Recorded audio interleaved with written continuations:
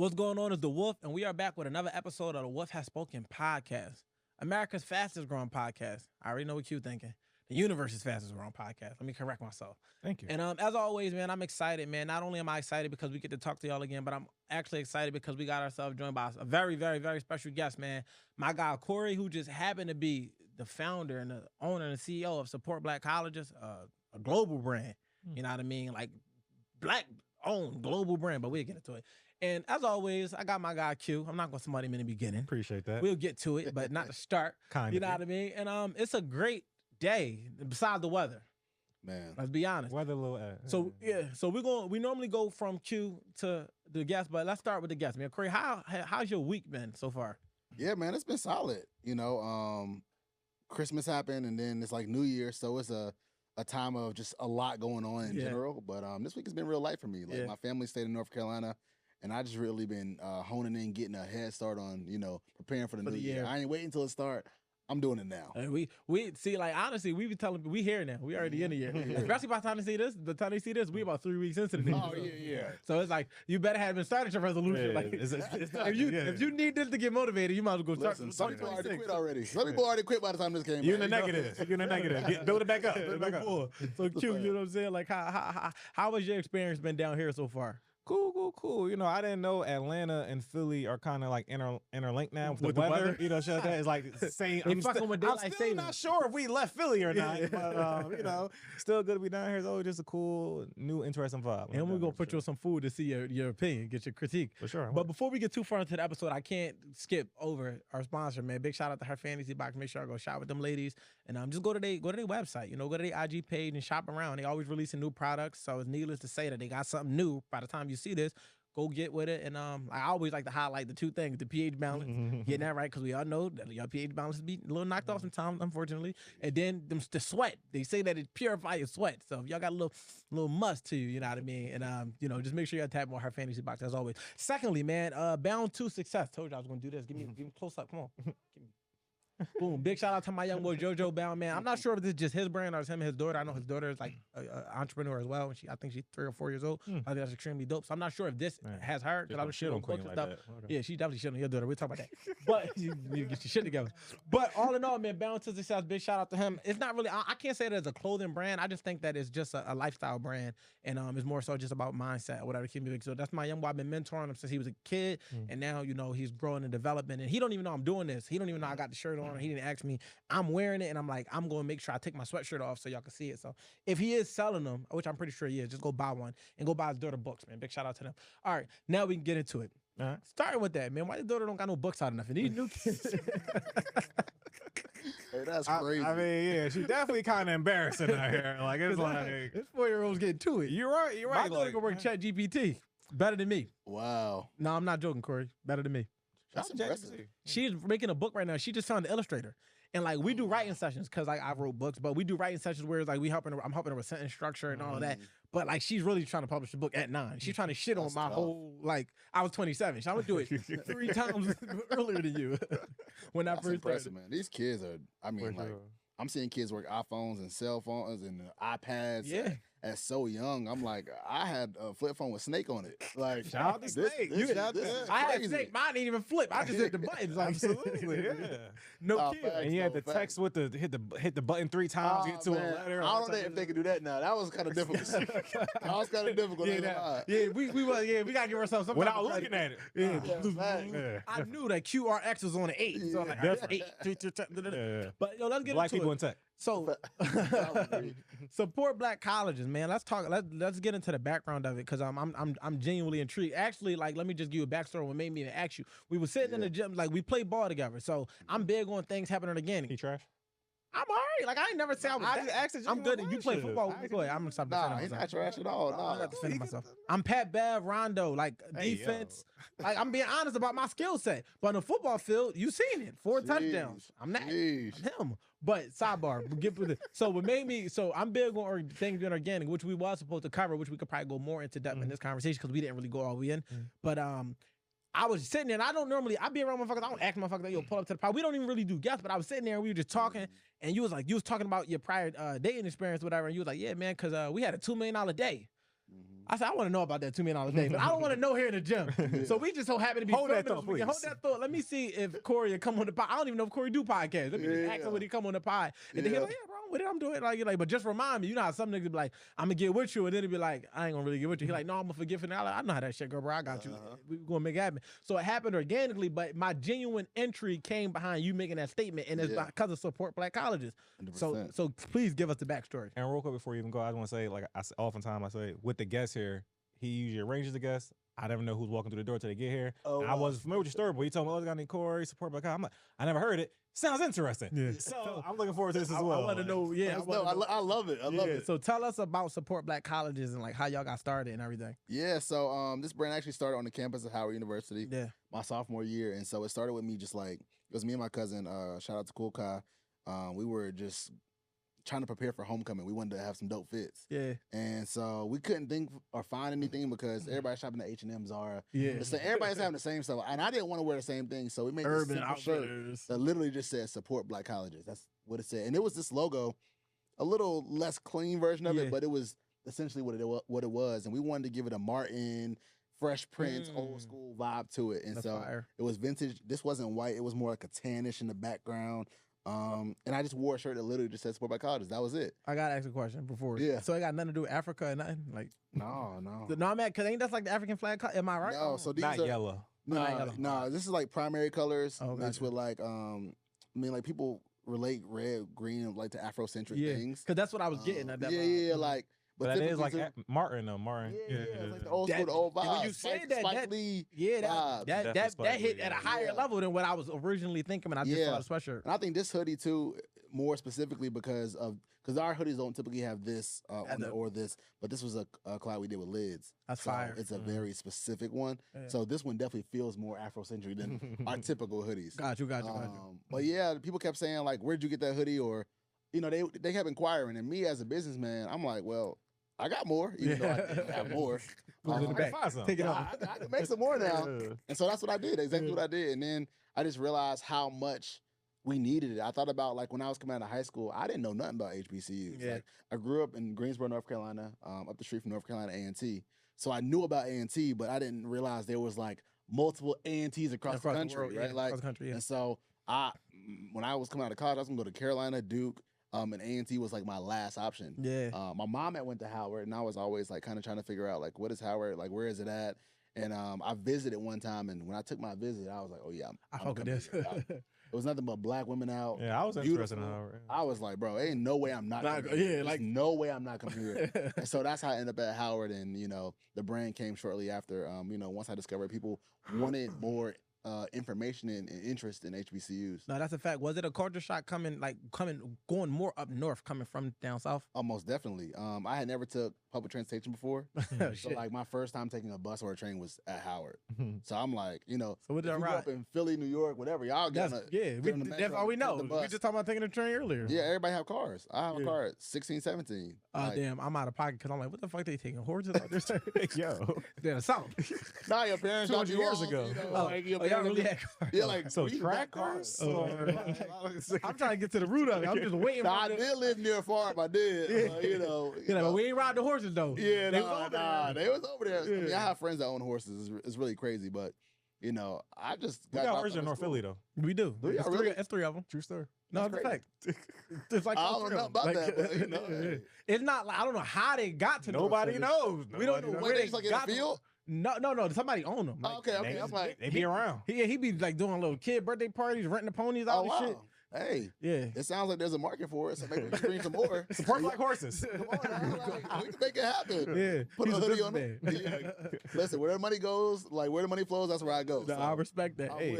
So all right, so like real quick, and I don't want to make it too interviewy because I know Q got some topics, but I just got one more question. I'm gonna get the information I want over time because I need to get to how he got to that 2 M's in a day. I know it's possible, but that intrigued me because he said it so like, yeah, you did that. I did. We had a $2 million day. I'm like, yep, bring it on. But I wanted to know in terms of like as y'all was growing on the campus though, like y'all not really businessmen yet. Y'all growing through your experiences. So like, what was that process like having to learn on the fly? Because like you said, like it wasn't something y'all even knew was gonna happen. A lot of mistakes, I'll tell you that. Yeah, a lot of wasted money. A lot of wasted resources. When you're doing something with such little inventory, like I'm I'm getting them printed like weekly. Yeah. And so it's like, I'm not doing it in bulk, which is costing me more because I'm not doing big orders. Yeah. So like, that's something I didn't know about. But the benefit of what I was doing was I was a party promoter in college. So I already knew everybody. So really it was just about letting them know what I have to offer. Yeah. And so what I would do is get all the pretty girls on my promo team to wear the stuff. And then like, as they went out, they would naturally promote for me and it would be easy. 100%. I would do stuff like homecoming fashion show. I would do things where large groups of people were, where I didn't have to build my market myself. And then we just go to campus to campus, kind of just with the merch. So that makes sense. We made it easy. I use the same concepts and I used to sell the same party every week. I used that concept for clothes, and it naturally just worked out. And then like Instagram was like kind of just getting started and stuff as I was in college. So what year y'all founded it? I know you got a question. 2012. Oh, all right. So yeah, y'all was actually like right soon Instagram. No, literally, like right there. Like before when it was just pictures, when you couldn't comment. Facts. We was like hella no on, DMs on Twitter and stuff. Yeah, and Twitter was the vibe. And Facebook groups and stuff. And then we moved to Instagram. And so y'all literally like OG did for the gram. For, 100%. Yeah, and that's heavy. What your question was? I think you haven't one. No, I was saying, so essentially it's, you know, a clothing line that kind of champions HBCUs and then just kind of just sells. And 100%. I tell people we are a clothing brand by trade, by finances, but we are a marketing company who sells clothes. That's what I say. So we talk about, if you go on our Instagram, you rarely really even see clothes. It's just HBCU culture. Yeah. So for instance, Michael Vick just got hired as a coach at Norfolk State. And we posted about that. It got like 30,000 likes. Yeah. Like, did you see the D-Jack one? Yeah, I saw it. We posted that too. Oh, yeah. Dell State. So like, we post all HBCU news, anything positive, anything Black culture, and then we'll just like throw in the shirt here. So if you was wondering, if you just want to support, then that's what you can do. And it doesn't feel salesy. And a lot of people who have these e-commerce brands, they just sell. 100%. There's no community. 100%. We build community first. We sell second. So. That's what goes to the whole tie being organic. You're organically reaching people by giving them, you're informing them, and then once they locked in with the brand, it's like, how can I pay it back? I might as well buy everything that they got. You know, because before I had multiple like different offers, when I was just selling my book, people would buy my book over and over again. I'm telling you, I went to places like where a church buy 50 books, then they'll do it again, and it's like they just buying it because they're like, we don't know no other way. That's the only product I had. There's no other way to support you, but you pour it in, you give it back. So 100%. This is how we want to do it. So I could see that being the thing. And we talk about people being salesy. I feel like that's like becoming life. Oh yeah. Like it's like it's not no more organic relationship, no more organic connection where it's like, Corey, I got to be cool with Corey. Like, we don't got to do this pie. Like, I just see this nigga at the gym and we just ball. But it's like, people, they always got to think with the end in mind. Like, 100%. And that's why everything's a pitch. I like your ignorance. 100%. And even mine, like how I was talking about, I was like, I don't be always knowing who people are, what they do. 100%. But I don't look into it either. But if I find out, I'd be like when you said it, I'm like, oh, that was dope. I want our audience to know about that because I want them to see a person that has a successful business. And this dude is one of the most down-to-earth people I ever met down here. Like, it's consistent with, like, since my first time, he make everybody, he's a host, you can tell. Like, he make everybody feel welcome and invited. And it's organic. And it's like, I say all that to say is like, people have, that become a lost art in the world. People call me the master connector, right? A master networker. And I agree with what you said to your point because like, even when you sent me the clip of the podcast, I was like, oh, that's fire. Yeah. Because I was sending it to people because you were like, oh, we need some more people. I need some more people in there, so I'm like, oh, man, I'll send it before I had even seen it. Yeah, you just... So I'm going. So, like, you know. I'm already going. And somebody else, come on. You know what I'm saying? And it's one of those things where I just see people for who they are, where they are. Yeah, 100%. And so to your point, you came in, you wasn't, like, people come in and hoop with us and sometimes be doing too much. Yeah. You wasn't one of those people who was doing too much. I can respect that. I like that, right? Like, so let's just start there from the beginning. Yeah. But to the point, like, we just went to the comedy show last night, right? Yeah. I remember how many times B showed up for me without me having to ask. So to hear her say, man, it means so much to see y'all here. And my friends didn't ask me for free. No, we could pay $60 to go to a ticket. Yeah. That's nothing, bro. So that's what it's all about. I'm about like long-term relationships. Like, same. Because when it's transactional, that's when you don't receive you receive transactional support when your support is transactional. Like, you came for mine, I come for you. Exactly. Yeah. But mine is relational. Like, I try to show up for everything. Yeah. If I'm available, I'm gonna show up. Yeah. Because like I wasn't doing nothing else. I might as well come network, talk, chop it up. Like, it's not going to hurt me at all. If anything, it just benefit me, right? I'm not about to be fake busy. Yeah, like, it's good energy. Like, you know, that's why I say, just remind me, please. And I will forget. Like, and I say that ain't personal. Trust me, I get it. Like, you know, some people like, man, he acting like, no, I understood when he said, yo, I forget. I'm going to remind you because even if he would have said, I can't make it, it's still not personal. It's like, I see you at the gym tomorrow. Like, 100%. we still going ball because ultimately the relationship was being formulated on playing basketball. 100%. It never got to go away from where it started. But if you able to, like, we seen each other at a comedy show organically. I didn't know he was going to be there, but we got a mutual friend that made sure we all was there because that was him paying his relationship respect to the relationships that he had, and we all doing the same thing. He understood, like, then these all just good people that's building relationships, and we all just mesh in that space without it being no extraness. So that's what it's all about too, because I had realized today, I was like, wait, he never sent me the address. Yeah. So I could have easily been like, oh, well, he didn't send it to me. I'm not going, I was like, looking bro, for what's a the reason. address? I'm like, what's the address? He said, all right, man, I'm pulling up. That's what it's all about. 100%. So, you know, it's just. He definitely won't send you the address. That's a thing. Like, it's not on purpose.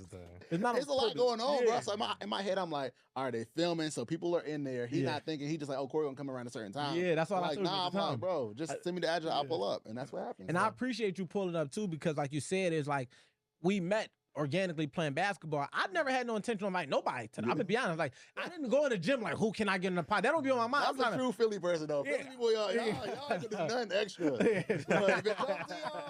I have roommates in Philly, bro. They not gonna do nothing extra. It's just like the dicking is crazy. Like, yo, like my nigga, like, you gotta damn near invite us. Like, we not doing no. Yo, he on a no show. Fact, bro. Like, invite me to invite you. Like, make me feel invited. Y'all so unique. He told us the story about his roommate with the name stuff. You telling that story? Yeah, my boy Myin, bro. When we first met him, bro, he from Philly.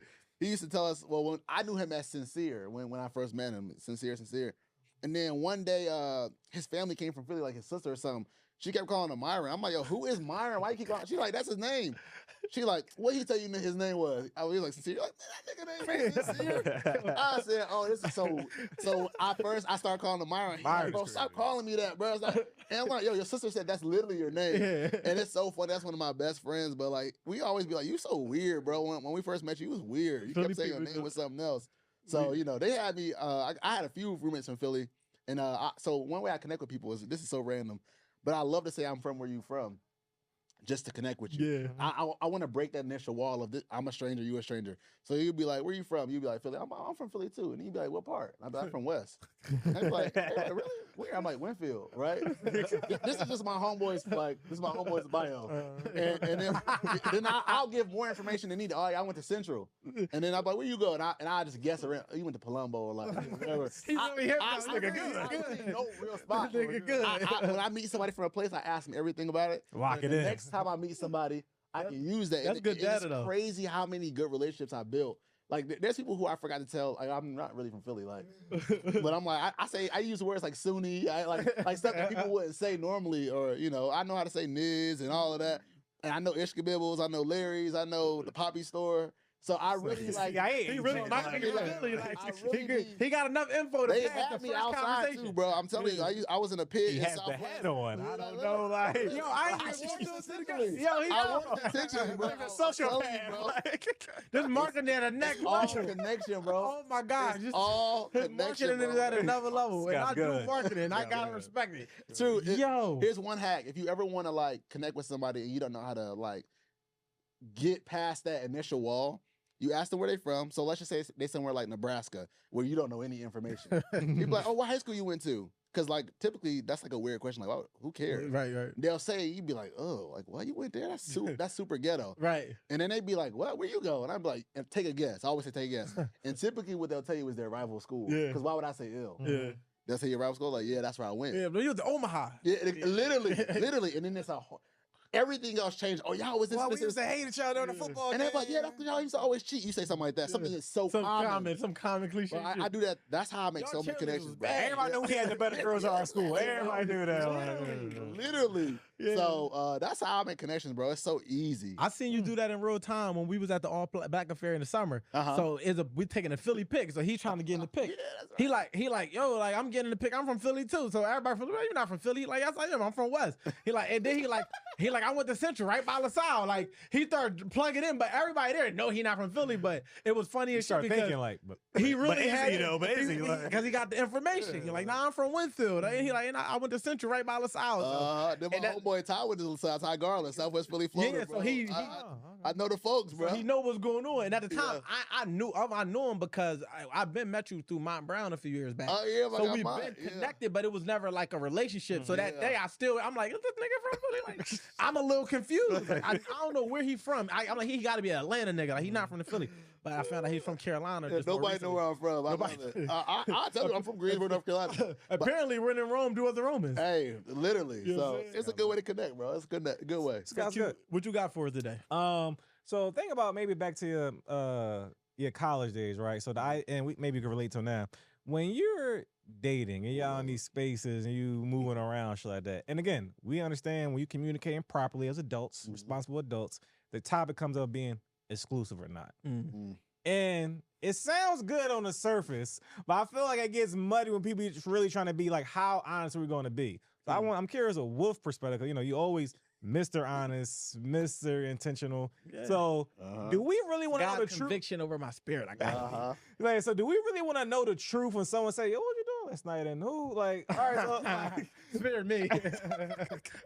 Like, so where'd you at last night? Like, I feel like certain things don't gotta be said. Like, you know what I mean? Like, certain bliss is necessary. Yeah. I don't need to know the details. Like, even if I'm dating and we talking about past partners, you can legitimately spare me the details. Like, unless it's something that overlaps our future, 100%. something I have to know about, you literally can just take it with you. Like, you gonna take some shit to the grave anyway. 100%. I give you permission. Look, spare me the details. You don't got like, yo, one time my ex say some shit like, yeah, because he was fun or some shit. Don't say no shit like that to me. Don't tell me because I was the fun nigga in so many situations. Yo, and then she was used to have a ball. she said some shit like, she said some shit like, nah, it was like that situation. I knew it was never gonna be nothing. It was just kind of like a fun thing. I'm like, don't fucking tell me that. Like, I'm taking you serious. Yeah, what like, you mean that was something? Like, I know, I get it. Like, you feel me? Because I play around. So some shit is just for fun. Yeah. But you don't just spare me them details. So when you talking about dating and being exclusive, it's like if you know you got other priorities to attend to and other obligations, you don't gotta tell me that because I don't have to tell you that. But if we say we're exclusive and we moving in that way, it's like then those things shouldn't exist. Yeah. Or are we really exclusive? Like, I'm just your Tuesday. But what's your thoughts on it? Listen, I think that to your point, like when we talking in the early stages, I think is ignorance is bliss, right? Like, because I always say this, man. There's certain girls that went to college with me, and I'm college around the world they were going, right? And there's gonna be a guy who cuffs them now in life that has no idea how they was acting in college. I've seen it. I know people with 2 and 3 kids, and in college, I'm like, ooh, Jesus, she was one of them ones. Clue. She did the whole fraternity. She supported the whole college. She pledged them in. I'm telling you. So it's like ignorance is bliss, right? But then to your point, when we get exclusive, there's certain things I need to know because if we do go to your reunion, I need to make sure that I'm not looking crazy. Because you walking around with the girl that everybody, why you hugging so many guys so closely? Like, what's good? Like, I feel weird. Like, why I keep bringing up your second semester? Why I keep talking about that? I ain't seen you since second semester. The way they hug you and the way they looking at you lingering, I'm like, bro, what's good? And so I think that there is a level of communication that needs to happen past a certain point. But it's delicate. I just don't want to look crazy, right? Yeah, for sure. And I don't want you looking crazy either because I got some stuff to say too. You know, so, we can respect each other. I've been around Philly. Yeah, I got some things.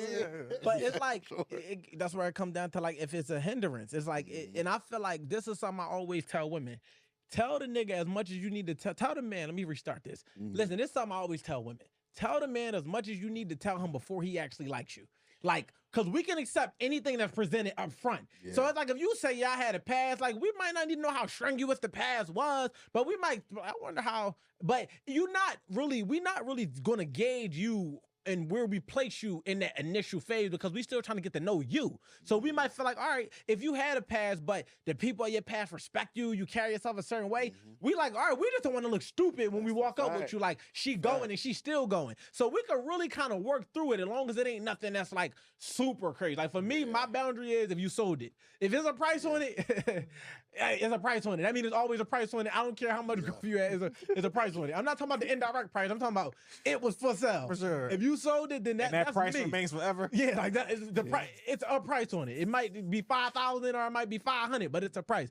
But for the most part, if you tell a guy the hard stuff up, stop trying to control the perception of how we view you, and you 100%. Let your guard down and you tell the hard stuff up front, we can kind of work through it because we know. We walk up in a high school reunion, we know you had 4 or 5 different guys in there. We like, all right, we understand that you with me now. But if it's one of them blind situations where, like he said, they hugging you a certain way, they mentioning little minor details that mad. Like, I ain't seen you since this day and all that. I was like, oh, what's going on? But that's how y'all end up in a situation because you wait till, yeah, nigga, I like you. Now I love you. Yeah. And I didn't found out that you did this. Now I'm treating it like it just happened. Like, it feel like it, though. It feel like it. If I walk past a group of guys and they saying chugga chugga, I'm like, oh, you got a train ran on you.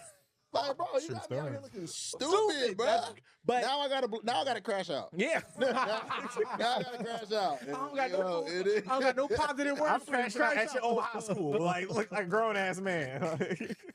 That's crazy, bro. Now I gotta crash out. It's out of pocket, bro. Yeah, but to land a plane on it is like, that's why I always advise, man, like, if you feel like you're gonna like this guy, and ain't to say that you might not lose a couple people, but the guy that's really gonna like you for you will be able to work through those type of conversations and understand that at least you was upfront about it. But if it's a situation where he has to uncover, like, I don't want to become a digger. Yeah. Like, you know how you ask a girl a question and they giving you the smallest of bits of information, you like, yeah, so you know, what's up with this? Nothing. So now I gotta ask you another question on top of a question. When it's like, if you just upfront about something, it's like, all right, cool, because that's what we all talk about. Omission, lady, is lying. Omission is cheating. Why? Because it obscures someone's ability to be able to make a proper assessment and judgment with relevant information. 100%. So you are preventing them from being able to see the situation in total because you are leaving out important details. That is lying, and that can be a form of cheating. So stop omitting. Ain't that the truth? All right, but yeah. No, and too, like, foundationally, sorry to interrupt. There you go. Foundationally, however you start the relationship, that's how it'll carry through. So if you start with being open and being honest, then naturally that'll lead your relationship, which makes it easier to communicate when things get tough. That's a fact. Yeah, that's a fact. You start on a lie, something gonna get messed up because of that lie. But if I'm already open with you, it's like, man, I already told you everything. Like, and you've already accepted me for that. It makes me a lot more comfortable and willing to talk to you. They called me bold. A girl called me bold last night. She was like, "Did you see my message?" I said, "Yeah." She said, "You just ignored it." I was like, "You text me at 1 a.m. talking about my bad something." Like, I ignored it. She's like, "Oh, you bold." I mean, what you want me to do? Lie to you? You know, I seen it. Like, you follow what I'm saying? But to your point, when you say if you starting to lie, you building on quicksand. Because even like, it's just like at some point it's gonna drop down. It's inevitable. The other shoe gonna drop, as Q always say. The tables will turn. It will. So it's like not sustainable. Huh? But that's the lack of foresight. Because as a man, we look at it. I'm gonna be honest because I know that at some point this might come up. So I'm gonna just tell you, look, it's like even when you going into business with somebody, you're like, man, I'm gonna just go ahead and let you. They always talk about a SWOT analysis. Those things have to be done in life and relationships as well. A SWOT analysis consists of your strengths, your weaknesses, the opportunities, and the threats. You as a person need to know your SWOT analysis for self. You need to understand your strengths and your weaknesses, the opportunities that you can have for growth, and then you need to know the things that can hinder your growth. Like if you know for a fact that you don't have discipline in strip clubs, you need not go to the strip club. You understand what I'm saying? Identify the threat. Listen, man, I know, like, that's definitely a threat. You know what I'm saying? Like, I know myself in the club. I know, like, and I'm disciplined in a lot of areas, but it's something about seeing the sparkles. Like, if he get 3, I gotta do it. That's like, a Philly thing, bro. I can't. That's a Philly thing. We can't help it, bro. All my friends from Philly, they will compete. We can't help it, bro. Bottle popping, bro. We ain't can't the whole strip club shit Atlanta like that? It's different. It's different. Throwing money in the strip club and getting the bottles y'all get bottles, bro. I'm telling you. Yeah. I never really experienced, bro. My friends that they got to get multiple bottles. Yeah, I can't help it. But that go back to the listen, man. Do your SWOT analysis. In fact, there's some homework I'm gonna give you, and I never really give you homework. Write down your strengths that you can identify. Write down your weaknesses, even the ones that make you cringe. You feel what I'm saying? Think about opportunities for growth. What area can I be better in? Can I be a better communicator? Can I be a better listener? Can I be better with dating? What can I do? Can I be better with the courting process? What can I do to be better? And then the threats. What things that I've done in the past or whatever that can potentially hinder what we're trying to build? And it's like, ladies, do the same thing. But we'll talk because we're gonna get more into it. Yeah, cause I've always said, like, I never ask questions I don't want the answers to. So that's just how I naturally am. So I respect it. Yeah, so I'm not even gonna dance around. I ain't about to dig into it unless we had a certain level of exclusive, of course. But if it's if you even give me a vague answer, no problem. That's the answer. I heard all I heard. And my thing, I've always understood that I'm going to be respectful, even if we are just talking in person, whatever. I'm gonna be respectful in whatever answer I may provide, long as you don't try to dig and this or that. Cause I'm not about to lie, but I'm not about to be just, I feel like, unnecessarily descriptive or honest with her. I feel it just makes it muddy and shit like that. Whatever. It's funny because it's like the whole thing where like you might be like, a chick might be like, "What you doing?" I'm laying down watching TV. Right. That's the truth. Right. But the omission is, I'm laying down watching TV with somebody. For sure. So it's like, I got company. After just busting her ass out. Yeah, It's like, just, that's unnecessary. I don't have to put that part. But if we, now granted, we're talking about in the dating space, you know what I mean? Just not if you're in a relationship. We ain't saying you sure. do some bullshit. Talking to y'all. Yeah, we're not talking. This is strictly for the people that's able to date and be single. And it's like you just, you texting multiple people and they ask you how your day was. Yeah. You don't got to say like, I went on a date, but you like, I went out, I had some drinks, I had a good time. Please don't inform. I don't need to know. Like you went out to the movies. Yo. Because if you're telling me that, like, why are you telling me that too? I need to know your intention. That's a Are you trying to like make me jealous? Yeah. Do you want me to turn up? Like what is it that you're telling me for? I think that's also important too. How you feel about that when a woman try to leverage that to make you jealous? That don't bother me. You trying to play this game that you're not gonna win. I'll just let you go. Like, Oh yeah. oh, so and so to me. Cool. Why you texting me then? Yeah, right. Like, no, for real. Clearly he ain't doing something, so you're hitting me up. So is there ever a time that you feel the need to compete, not in the competition sense, but just for the thrill? I mean, maybe in my younger days, I was a little more wild. This way. But I don't compete with folks, bro. Like I know what I got going on. Like either you with it or not. I think he got more sneakers than you. Like, she's bro, like what? Oh, who cares? Like, bro, what are you talking about? I think too, like, I've talked to women who talk to like real like NBA players and rappers and stuff, and they'll be like, "How do you feel about it?" I don't feel nothing about it. That didn't work out. And most of the time when you talking to people like that, it comes with a certain thing. They're going to get cheated on. They're not going to be around. Like, so those things happen. That doesn't bother me at all. Yeah. I put my best foot forward. You've seen what you've seen. You're still talking to me. That could mean something, right? Like, if you're trying to convince me that I need to be like, if you're trying to make me jealous or anything, that makes me feel like you're here for the wrong reason. For the wrong reason. And to your point, like, it's funny, right? Because another thing I always say, like you said, like I don't care who you dated before because, like you said, it didn't work out. But the fact of the matter is, I'm going to provide you an experience you never had. So 100%. It's not necessarily about me trying to duplicate what you had before. It's about me introducing you to something you never had before. 100%. And I'm just trying to be remembered for the experience we had. So like whatever that look like, I don't got like some guys could do X, Y, and Z, and I might only could do A, B, and C. But the A, B, and C I'm going to do is going to provide you with a memorable experience, and you're going to feel my vibe so much that you're going to enjoy this more than you probably even enjoyed whatever you had in the past. So why would I sit here and worry myself with? That's why I be trying to explain it. Even when men be worried about that, I be like, why are you worried about that? When it's like, I don't give a fuck what a woman say she want. I pay attention to what you got. Yeah. So it's like, men would be like, yeah, because a woman want a nigga that's 6'3" and da-da-da. I'm 5'9", I'm chocolate. I'm not, you going to take what I am, and there's women out here that's going to fuck with me for me. So why would I try to conform to what they say they want when in reality they indecisive?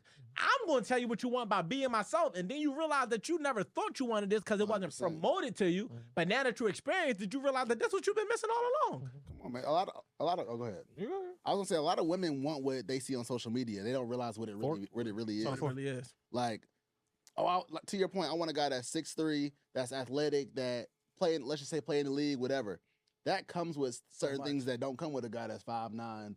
Like, you feel me? You don't worry about my phone. Yeah. Like, some do, but like that, they have more access to more women.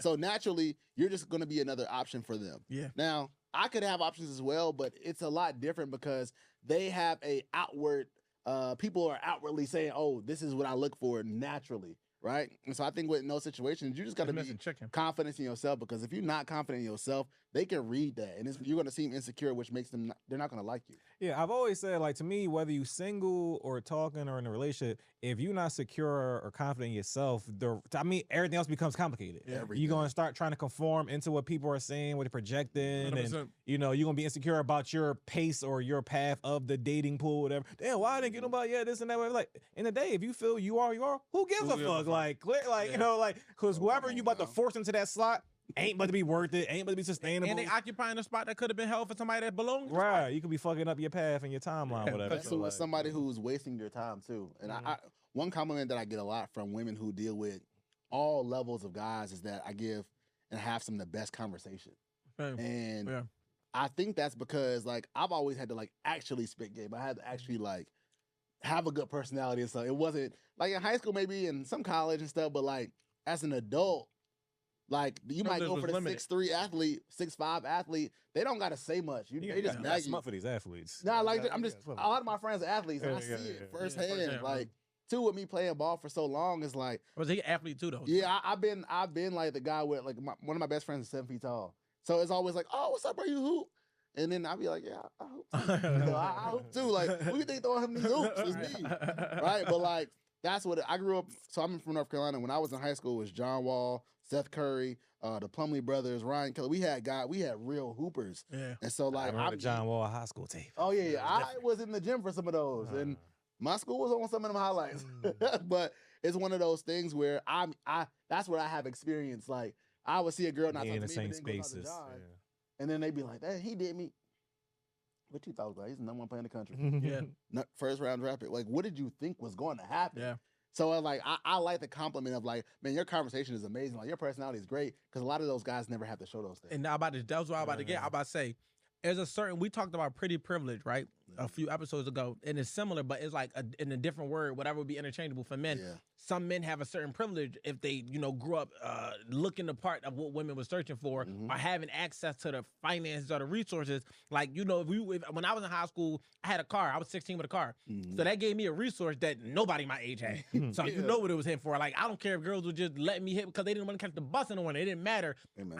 I had my car too at 16. I didn't have to work in certain areas as hard as, but not having access to certain things also built my character. 100%. So it's the reason why I'm good at conversing, because I had to like, all right, damn, it's like when you playing basketball, you're like, he's 7 foot, he can clearly dunk him. How can I gain this advantage in this situation? I'm low center of gravity to the ground. All right, I know that I can pluck him if he try to dribble. So it's like taking that same metaphor and that concept, but applying it to when you're approaching women. It's like, all right, I don't gotta duplicate what this nigga is. I gotta find out what this nigga ain't and what I am, because everybody got something that uniquely, divinely, and better than us that makes us great. So it's like building that character. It's like 100%. You dealing with a lot of shallow women, and they making you feel like you don't have these things, but you learn like, all right, it's more internal than external. Like them them external things can come and go, but what's happening internally you can't take away from me.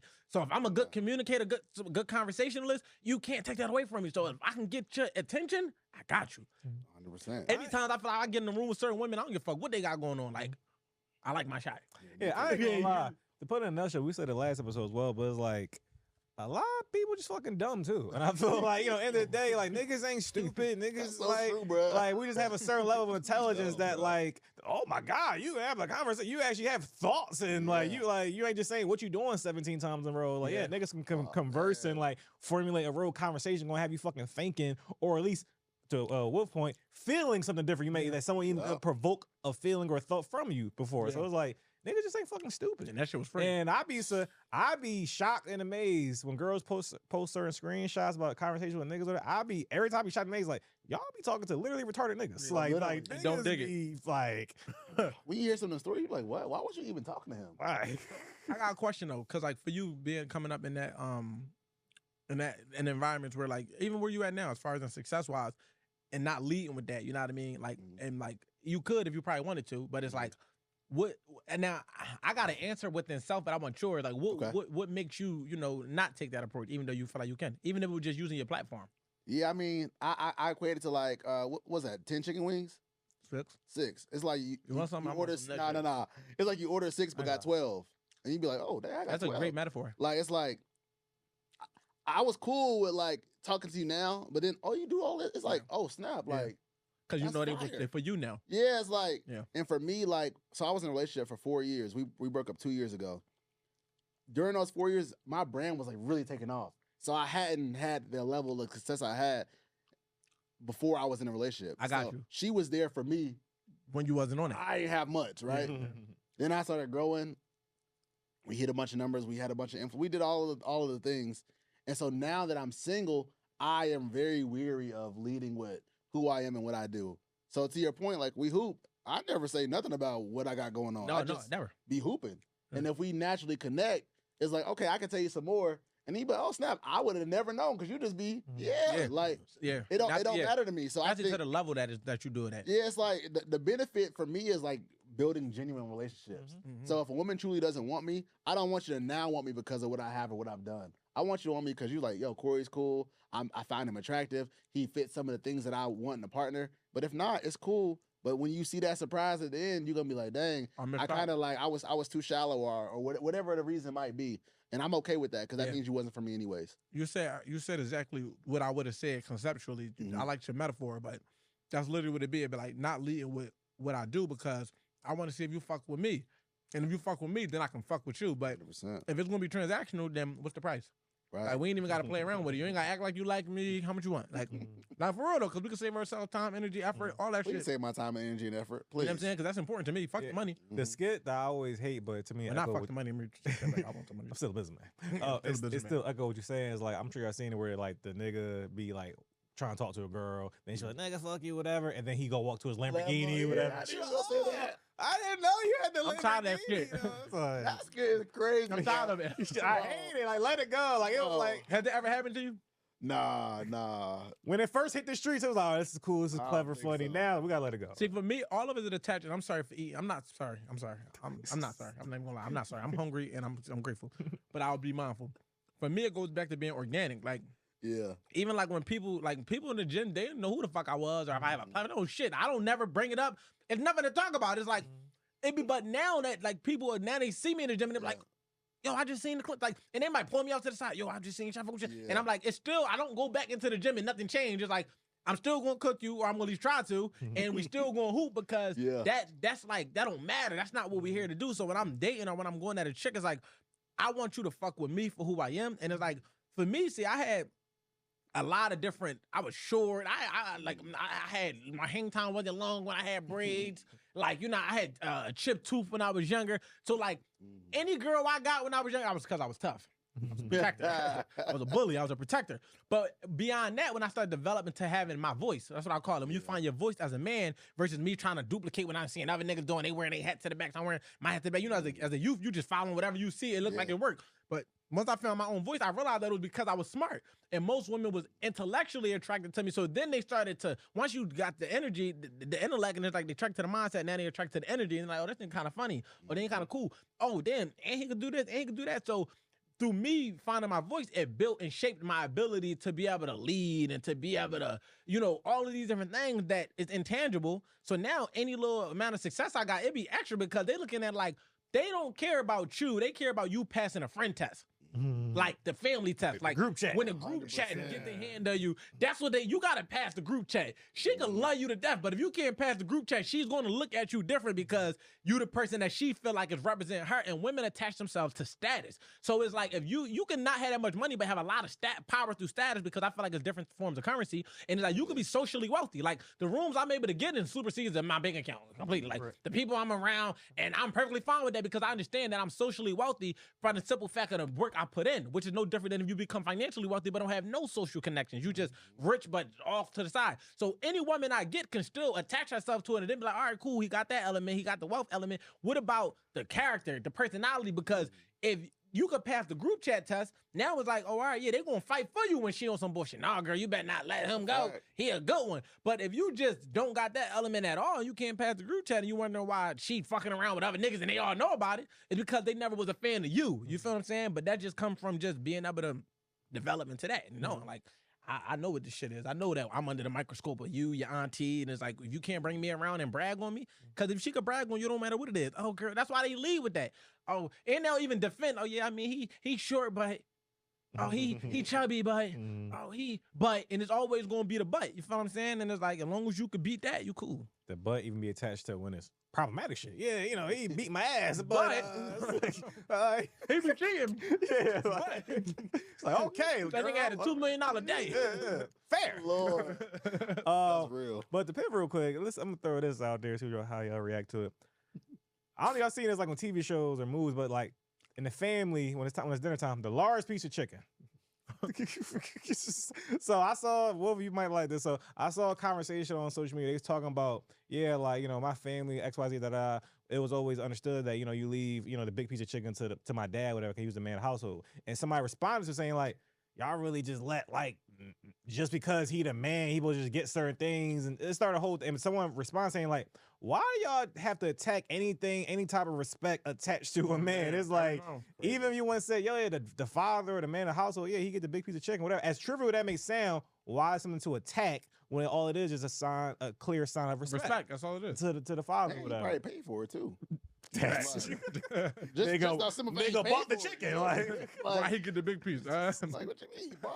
I think a lot of times, like, I feel like, man, we get the short end of the stick because even when we do well, they want us to do better, and when we do bad, they ostracize us for not doing as well. So talk about it's it. like, how could you really win? It's like, I did my best, and it still wasn't good enough for you. And most people couldn't even do what I did. In my best. It's like, so we are always constantly on a hamster wheel of just always being better. And the moment that you fall, the moment you stop, you're gonna fall off, and people gonna look at you crazy. There's no grace for men. I'm gonna get right back on the hamster wheel, bro. I just gotta I just had a little hit. Just stumble.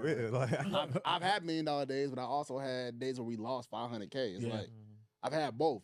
Are you gonna not that you lost, both? But that you speak on it? Oh, I speak on everything. I speak on all my losses, wins, whatever, because it's nothing to hide for me. Like, I'm going through the journey of entrepreneur. Yeah, it don't. And every day is new to me. I've never lived this day before. No, that's a fact. I think that some people and a lot of entrepreneurs and podcasters and all these people, they do a disservice to the people who are trying to do what they do because people don't show you what it takes for real. Yeah. They don't know that you have to rent a space, get the lights, get a producer, edit, It's not just set up your phone and record. It's not that easy. And they try to talk like it is. People make it seem like it's, anybody can. No, anybody can't. Anybody can speak and talk, but everybody can't be a podcaster. That's why I respect people who do it for a long time because there's a lot that go. We did like 3 or 4 episodes. I was like, I can't do this. That's too much. I enjoyed it, but it was like just getting there. It was like, oh, this is a lot. Fun fact, me and my brother had started a pod like 2018, and it wasn't like a pod because we had mics, but it was like we talked in front of the camera. But this wasn't my first time doing it, but this is my first time doing it with him. And we had Ben shot one time. We batched. We shot like 5 episodes. The nigga who had the footage lost it. That was the day I knew that it wasn't for me.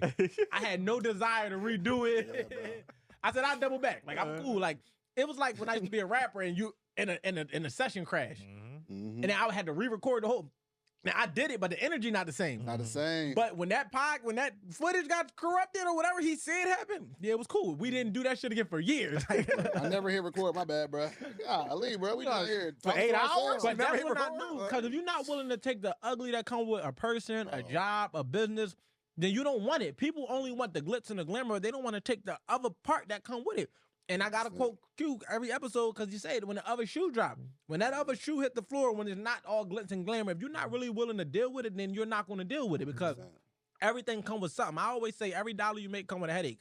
So you got to be willing to accept what comes with the money you make. You can't think that you're going to start any type of business and then be able to bypass the bullshit. I don't give a fuck what mentors you got. I don't give a fuck what coaching you get. It's going to be, that shit can limit it. But it ain't gonna prevent. It's not gonna stop. It might could prevent certain things, but some things you have to go through to become who you need to be in order to be able to sustain. Them $500,000 days that you took, them losses, them $500,000 is what made you appreciate them $2 million. But you wouldn't have been able to sustain it if you didn't lose it to be like, oh shit, like I'm telling you, I gotta make sure I don't fuck this up again, type shit. You feel what I'm saying? And too, to your point, because life going life regardless. Oh, it is. And I think too, the more money you make, the more people think they're your boss.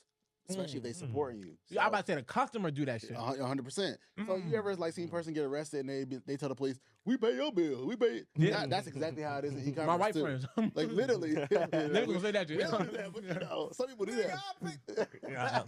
Dark joke. But that's how it be though. People feel like they run your business. I can tell you what to do because I bought a sweatshirt for $50, and it's like, bro, you can't, because once you get this transaction closed, that's it for you until the next purchase, right? 100%. But I think too, like a lot of people have $1 million aspirations, but don't understand what it takes to not only receive the $1 million, but to execute on making sure the $1 million gets fulfilled. Like $1 million for us is 66,000 items, 33,000 orders. I had a staff of 7 people, so we not only do we have to get the hoodie, heat press it, stitch it, fold, pack, and ship. $66,000. I'm sure that's not a small thing to do. Yeah. And so from that, I learned a little bit, bunch of lessons. I do want to correct something. It's $2 million days. It wasn't $1 $2 million day. Two different $1 million days. Yeah. So when I said I probably said I had $2 million days. That is what you said. Yeah. So it makes sense. $2 million days. Yeah. I didn't think y'all did it 20 times. I just, the fact that y'all did it once was impressive to me, bro. $2 million days, and those are both Black Fridays. And the first one we really messed up because we oversold but underdelivered, and it wasn't our intention to. It's just Ran a product. I didn't know how much. I didn't like you're getting product from China, like some things, so you have to wait for that to be shipped, right? And then but you have a timeline because it's Black Friday, so you need to get out by Christmas. Christmas, so anybody who didn't get it from Christmas, they started doing chargebacks. And when you get a chargeback on Shopify, they also take $25 from like you lose the money from the sale, then you get penalized. Well, our account was $25 per order. So now I'm losing money, but I've already ordered inventory to fulfill the order that you get. Canceled. That's crazy. So like people don't understand that though. They just wear my stuff. It's like, well, because 35 people charged back, I lost 35 minus 25, but I already ordered this, but I need to put. It's a lot. So I always tell people, man, $1 million worth of inventory or $1 million worth of sales comes with $1 million worth of problems. And I fuck with that. You have to be ready for it. And to your point about them thinking like they the boss now, it's so funny because I be like this. You got to understand the difference between being a customer and being a supporter. If you pay me for something and I fulfill your order, you were a customer. Even if you feel like wanting to support me is what led you to spend money, you received something for the money you spent. It was a transaction, which means, like you said, once the transaction is over, it's over. It's not one of the things where your money lives residually in this conversation because you spend it one time. Support, I can see if I'm fundraising and you donating. Yeah. You feel me? Some people bought my books, they probably never read it. You might be like, bro, give me 5 of them books. You just supporting. Yeah. But you also not going to give a fuck because you know you didn't care about the product to begin with. That's a supporter. The supporter don't care about the fulfillment because they just supporting. They come to a show, you might not be funny. You come to your basketball game, you might not have a point. I'm just here to support you so you know I love you. You know I fuck with you. That's a supporter. But if you literally discovered my company, my brand, and you wanted to what's the word? Begin with a patronize. So am I right with that? Is that the right word? You want to patronize and spend some money with me? Gotta make sure. Want to patronize, spend some money with me, and I give you what you paid for, and I fulfilled your order. You ain't gotta like the fulfillment process, but that don't mean your money any greener than the last and the next customer. Like so people get hella entitled when they see a black business. And it's like, we've been getting better, but we still, as a people, got to do better. It even goes to I feel like it correlates with how you said with men, is really no grace. It's like, you got to be at your best at all times, or, everybody going to look at you like, what type of time is you on? And it's like, it's so funny that they think that we are given so much grace, but it's like, in what areas? Like, you tell me, like, it's a difference between a woman tolerating a man through his bullshit and giving him grace to grow. Big difference. Because the grace comes after the bullshit. You dealt with the bullshit, but you ain't giving the grace. You made sure he remembered he did it. You made sure he threw it in his face. You made sure the internet knew. You made sure everybody knew he fucked up. You ain't giving him no grace. You tolerated it. But the grace would be, damn, man, well, what I expect? He a young athlete. What I expect? Oh, he's a man. Fuck all the titles. He a man at the end of the day. Like, what I expect? The same way I expect women to cry. It's like certain shit we just do as men. It's like it's universal. The character and the character development shapes the likelihood of a man doing certain shit. But all men are capable of being violent. All men are capable of being cheaters. All men are capable of being all these things. But that don't mean all men do it. Some men might have been 27 and did some bullshit. Then by 30, they never did it again. Because his character development moved him away from it. But it's like, if he did it at 27 and you love him at 27, then he became a certain person at 30, you trying to make him relive the moments of who he grew from because you didn't give him the grace. Leave that shit alone. Or leave. Once we close out an argument, don't bring it up. Don't bring it up. Please, because... But I remembered it again, so I had to bring it up again. And I'm gonna crash out again. Girl, man. I'm gonna crash out. Boy, man. All right, so we already talked about this. Don't keep bringing stuff up. And Corey ready to crash out. Like, this is the second time please give me a reason. I need therapy, y'all. Next episode. We all need therapy, honestly. But no, for sure. I think to the same point of grace, I love to make this example because it happened to me. Like, people will buy a $50 hoodie on sale for $40 and blow your DMs and all it up. I ordered a Tesla from Elon Musk and it came a year later, and I didn't send one email. I made a $100,000 purchase and did not question it once. People spend $40. If you spend that little amount of money, and I'm not saying it's not valuable, but if you feel that passionate, you probably should have held on to that money a little bit. The reality is you might have spent money that you probably shouldn't have, and now you like I need it. But it's like, people didn't see the back end of what was happening. And I mean, even still to this day, like, there's probably some orders that got missed. That's how inevitable. That's entrepreneurship. Our Shopify crashed multiple times. Like, we've lost data. So it's possible somebody might see me and be like, I didn't get a hoodie. And I'm like, how can I help you now? Yeah. You know? To be honest, and that's what it comes down to too. To being willing to fix it when you find out. How can I help you now? To add more kind of, so I think, of course it could be like they maybe need the money, shouldn't have bought it, but I also think it's also just a crab in a barrel type mentality, to where it's like it's just attacking. So it's like we have a lot of trauma in our community about like trusting others and scamming alerts like that. So I feel any inkling of it, it's like, nigga, we're $40. So, you a scammer. It's like, yo, in the day, you just said, but if I was probably not another black person, young black person trying to, do some shit, be a creative business person, it wouldn't be the same type of, perception of me, whatever. Like, don't let you have a product that you didn't ship out and then you like go out to eat. Oh, you go out to eat with my money. So you got time to be doing that, but I ain't get my shit yet. They said if you owe me, all your posts better be about struggling. I don't want to see no motivation. Nigga can do nothing fun. Don't ship out no other product until my shit here. I better see shit that say the system crashed. All your stories you better be homeless until I get my shit. My $40. But there's two things I was gonna say too. Like another thing, like on top of like when you did use the word value. Like we don't know what the $40 is valued at to them, right? So like we don't know the urgency as to why they need it. But I also think with black people being impulse shoppers and it be time framed, right? So they want to wear it on Thanksgiving. They want to wear it while it's hot. So I think their frustration comes because of the impulse attached 100%. To it. It's like, I gave you my money, I'm expecting to get it on my time because I got this plan that they not thinking systematically. Like the reason the Tesla purchase ain't really bother you because you understood as a business owner that anything we have, they could be backed up on orders. You like, I made the purchase because I want it. So whenever I get it is when I'm supposed to have it. Most of the time they made it because it was trending.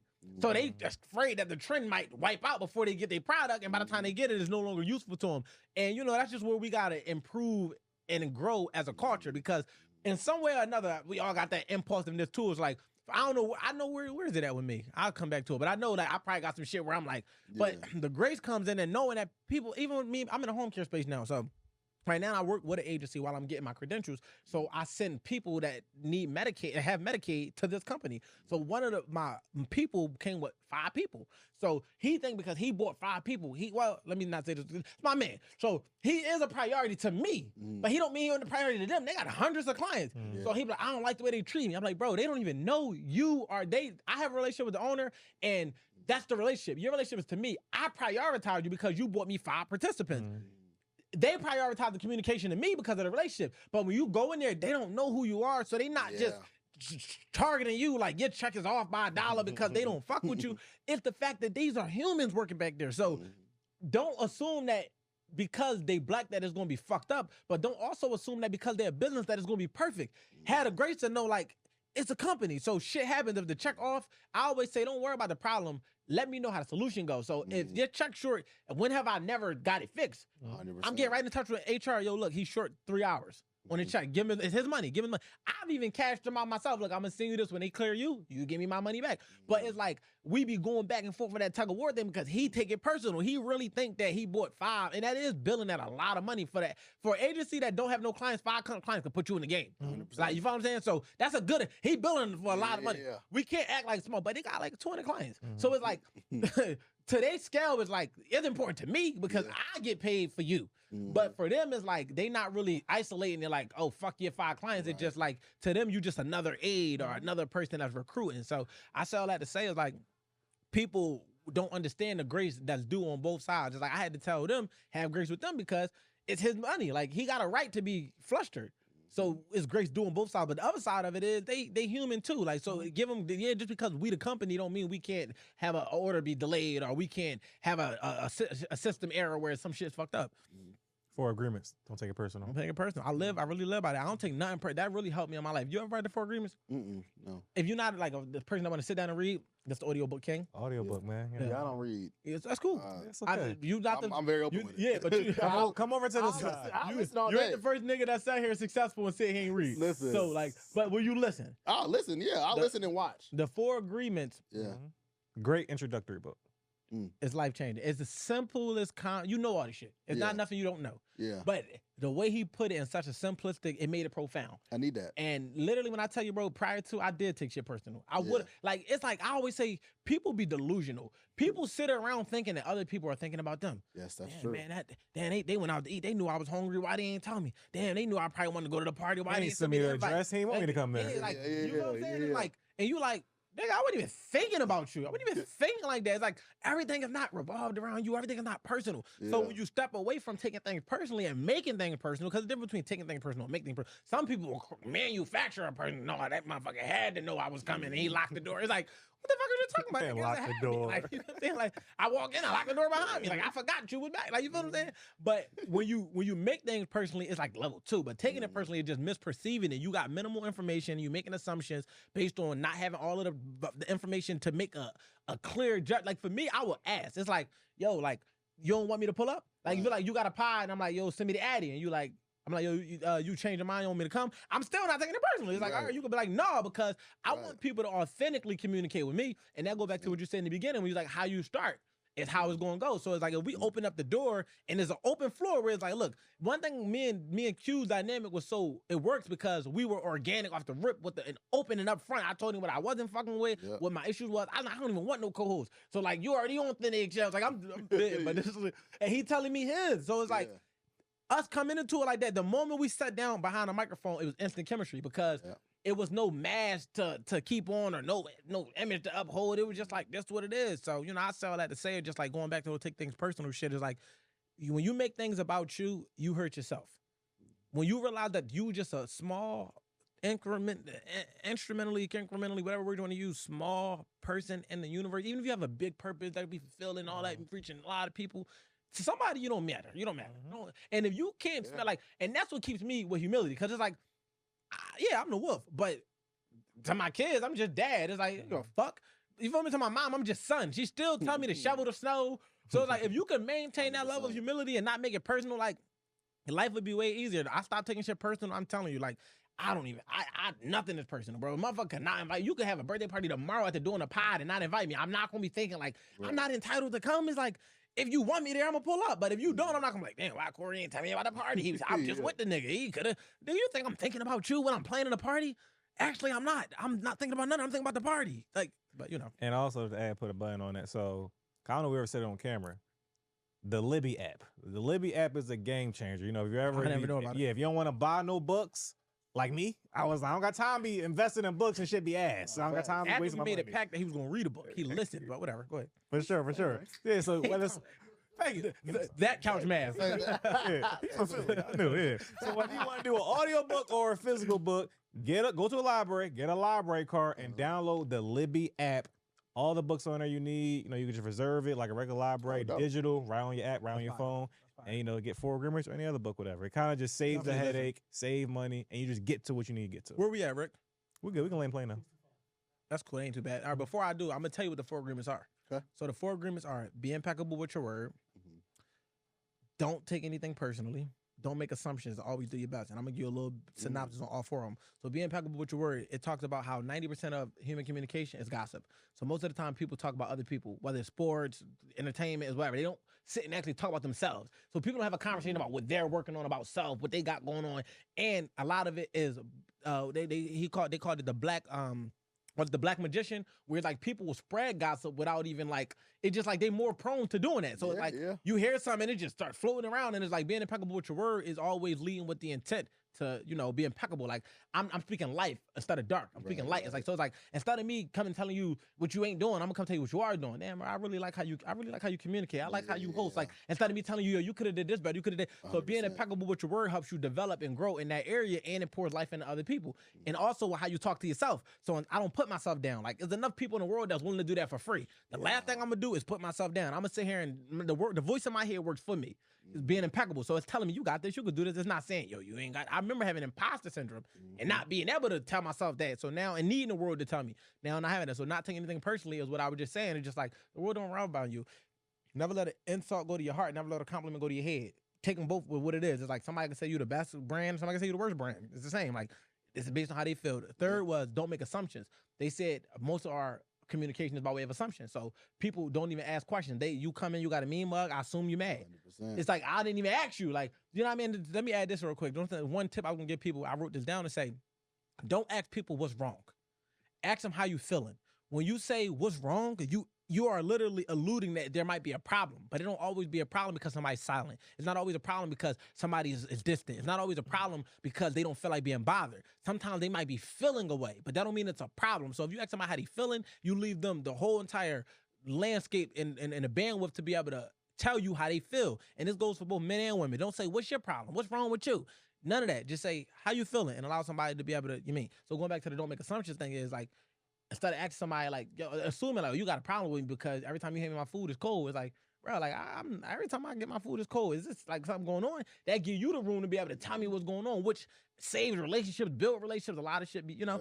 And then always do your best. Simply said is your best gonna look different on different days. Your best gonna look different when you healthy versus when you sick, when you happy versus when you mad, when you hurting versus when you in a state of joy. Is like, so doing your best is like my whole thing when I get on any platform, when I'm doing anything, even on the court, I don't worry about wins, losses, stats. I worry about if I played the best I could in that moment with what I had. Right. You know what I mean? So that's the 4 agreements in a nutshell.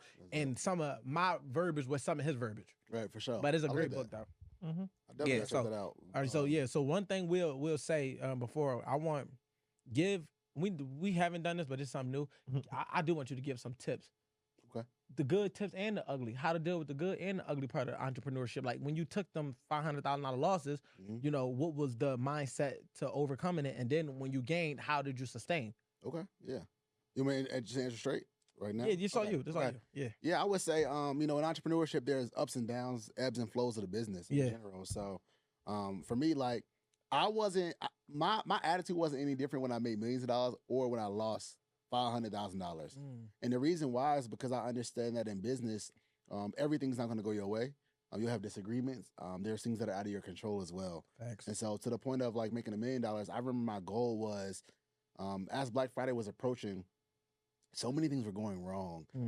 We were moving warehouses. Our old warehouse had flooded. We lost like $40,000 worth of inventory from overseas. It's not stuff you can just get again. It was cut and sew, like things that we can't make in the States. And I just remember I was like, yo, we about to kill it this year. Like something just told me like, we about to turn up. We ended up making $1 million. When we hit that goal, I was hyped. Like the whole, we out tonight. Like we going out, we doing this. And the next day after we had like celebrated, I realized that we had a lot of work to do. Forgot that part. We got so many orders to fulfill.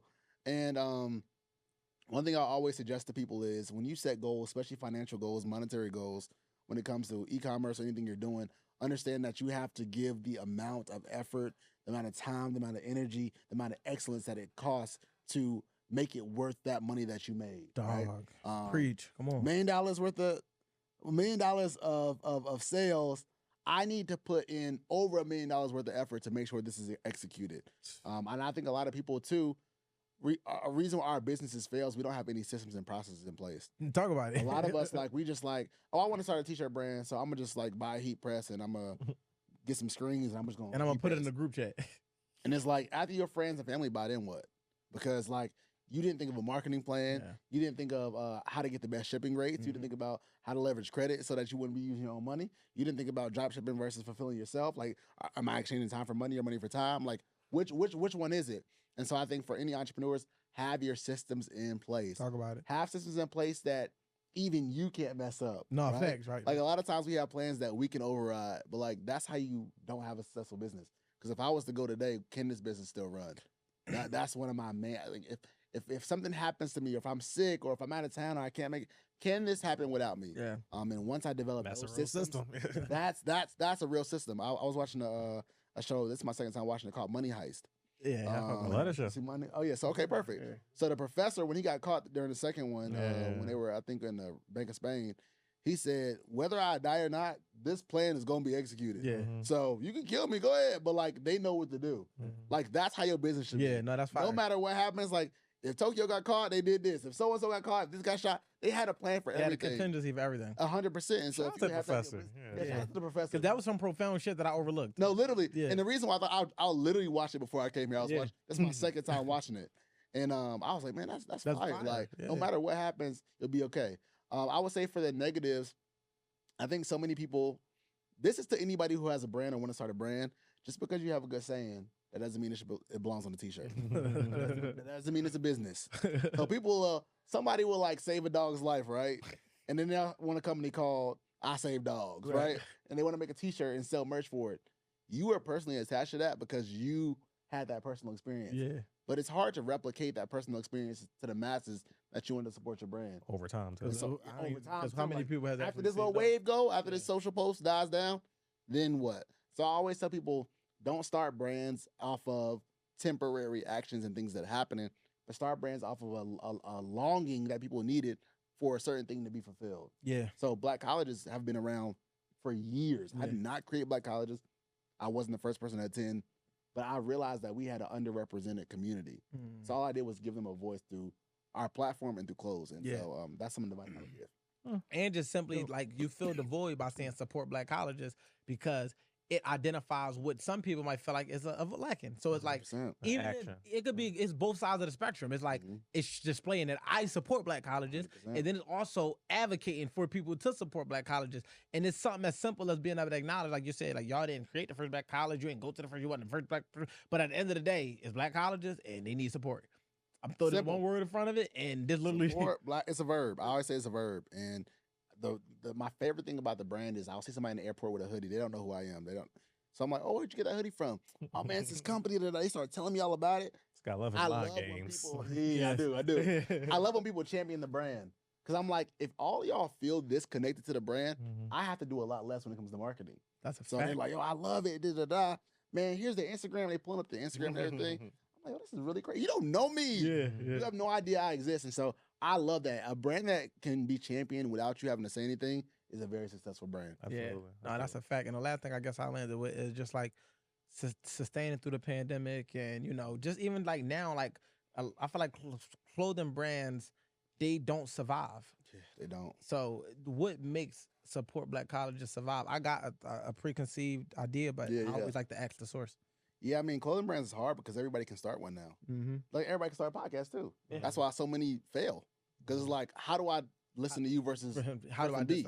It's not that you don't have nothing to say. It's just that like I like the way he speaks a little better, or they got a cute co-host. I think she cute, so I'm gonna watch this one. Like whatever it might be. For us, our audience is one that is always going to be around. There's always going to be incoming freshmen. There's always going to be graduating seniors. There's always going to be alumni who care about their school they went to. So it's like we have an audience yeah, as long as we continue to do what we're supposed to do, then the people will always come. I don't have to. I don't do things where I have to create the buzz for it.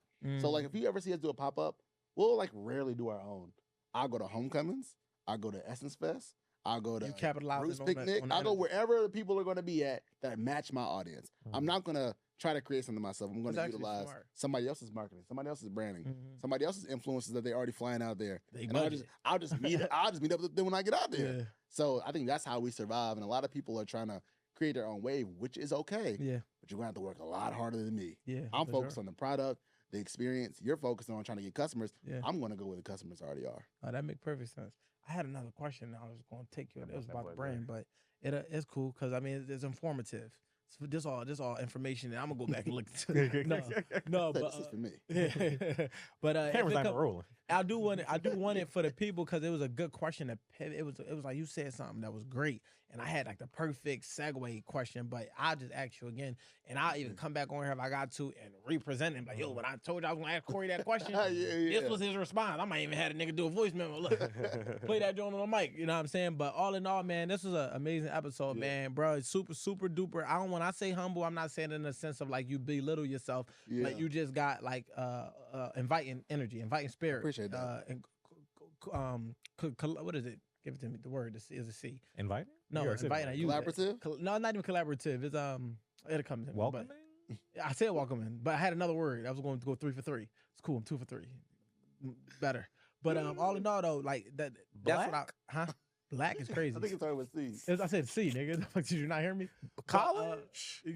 But basically it was just like it's all in alignment with welcoming and inviting and all that stuff. But the fact of the matter is, I appreciate that. So when I say humble, it's not really like you belittle yourself. No, it's like you know who you is, but at the same time, like because you know who you is, you're not leading with who you are, and you make everybody feel like inclusive. It's our word. It's inclusive. Yeah. It's inclusive.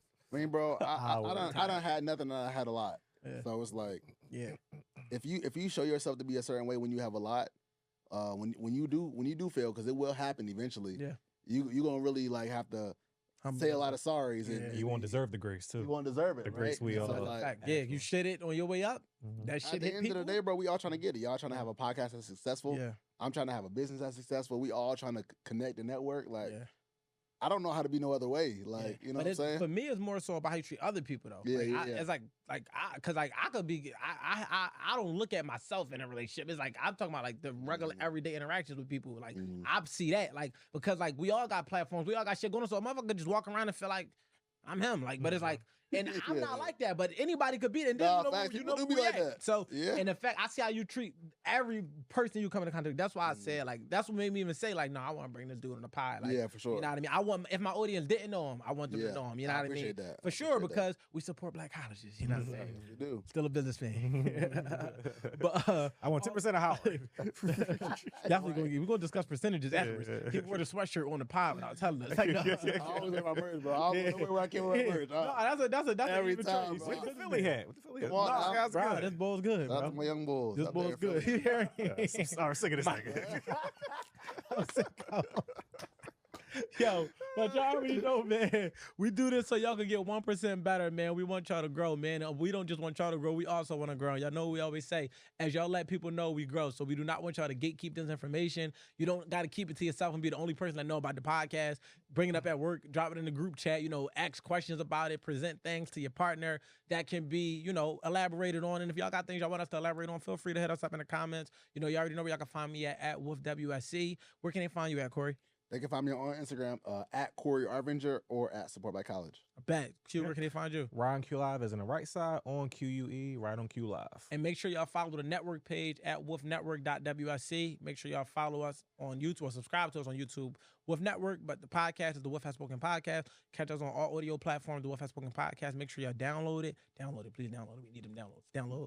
And just continue to do one thing every day that gets you closer to the person you say you want. You can't say that you want to get somewhere, but your input is not matching the outcome that you say that you want. And that's just flat out. So you see us, we getting better. You see us developing. You see us growing. It's because of the things that y'all don't see, which is the things that we do in the day to day. It don't got to be a drastic change. You don't got to make a quantum leap. It can literally be incrementally and just getting 1% better every single day. That's what I leave y'all with. Till next time, man. Have a great week. Have a great day. The Wolf Has Spoken. Out.